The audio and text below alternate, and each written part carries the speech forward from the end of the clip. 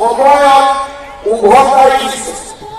আজি আমাৰ এটা ভাৰতবৰ্ষৰ ভিতৰতে আমাৰ মহিলাসকলে অভিলেখ কৰিছে যে বেংকৰ পৰা 100 টকা লোন লৈ 99জন মহিলাই বেংকৰ টকা উভতাই দিছে।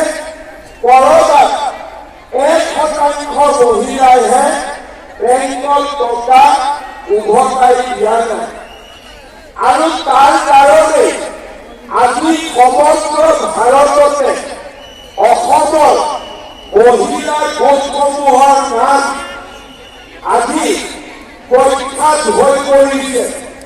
আৰু ভাৰতৰ বিভিন্ন অনুষ্ঠান প্ৰতিষ্ঠানত আমাৰ অসমৰ মহিলা আত্মসহায়ক গোটসমূহক নিমন্ত্ৰণ কৰি লৈ গৈছে।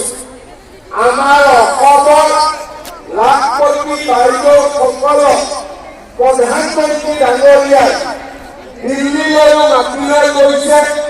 গণৰাজ্য দিৱস, স্বাধীনতা দিৱসতো আমাৰ মহিলাসকলক প্ৰধানমন্ত্ৰী ডাঙৰীয়া আৰু ৰাষ্ট্ৰপতি ডাঙৰীয়াও নিমন্ত্ৰণ কৰিছে।